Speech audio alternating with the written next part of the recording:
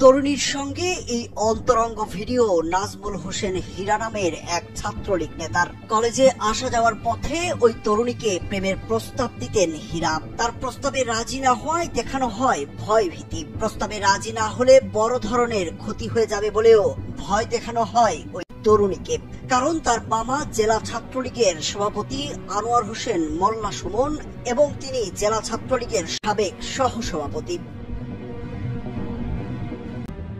জোর জবরদস্তি ও ভয়ভীতি দেখানোর এক পর্যায়ে রাজি হন ওই তরুণী। গড়ে ওঠে প্রেমের সম্পর্ক। এরপর বিয়ের প্রলোভন দেখিয়ে ওই তরুণীর সঙ্গে প্রথমে শারীরিক সম্পর্ক গড়ে নাজমুল হোসেন হীরা। অন্তরঙ্গ মুহূর্তের ভিডিও ধারণ করে ব্ল্যাকমেইল করা হয় দিনের পর দিন। মেলামেশা না করলে হুমকি দেওয়া হয় ভিডিও ছড়িয়ে দেওয়ার। ফেঁসে গেছেন বুঝতে পেরে বিয়ে করে সংসার করার কথা ভাবেন ওই তরুণী। কিশোরগঞ্জ জেলা ছাত্রলীগের সাবেক সহসভাপতি নাজমুল হোসেন হীরাকে বিয়ের কথা বললে 2023 সালের 8 জন কাজীর মাধ্যমে ভুয়া রেজিস্ট্রি করে বিয়ে করেন। তাই কাজীর কাছেও পাওয়া যায়নি কাবিনের কাগজ। এরপর ভুক্তভোগী তরুণী জানতে পারেন আরো একাধিক তরুণীর সঙ্গে এমন সম্পর্ক রয়েছে হীরার।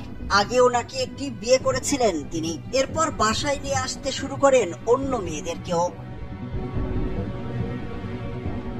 ভুক্তভোগী তরুণী সহ্য করতে না পেরে দূরে সরে যান, আর তাতেই ঘটে বিপত্তি। হীরা তার মোবাইলে ধারণকৃত ভিডিও সোশ্যাল মিডিয়ায় ছড়িয়ে দেওয়ার কথা বলে 2 বারে নেন 5 লাখ টাকা। তারপরে কথার অবাধ্য হলে ছড়িয়ে দেন নগ্ন ভিডিও, যা এখন ঘুরছে বিভিন্ন মাধ্যমে।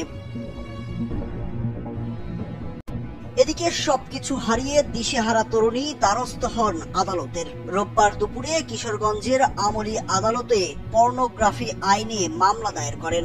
মামলায় আসামি করা হয়েছে জেলা ছাত্রলীগের সভাপতি আনোয়ার হোসেন মোল্লা সুমন, সুমনের ভাগ্নে নাজমুল হোসেন হীরা ও সুমনের বড় ভাই মোশাররফ হোসেন মোল্লা বাবুলকে। কিশোরগঞ্জ সদর মডেল থানার ভারপ্রাপ্ত কর্মকর্তা মোহাম্মদ গোলাম মোস্তফা জানান, এখন পর্যন্ত আদালতের নির্দেশনা থানায় এসে পৌঁছায়নি। তবে তিনি শুনেছেন মামলা হয়েছে। আদালতের নির্দেশনা আসা মাত্রই আইন অনুযায়ী ব্যবস্থা নেওয়া হবে বলেও জানান তিনি।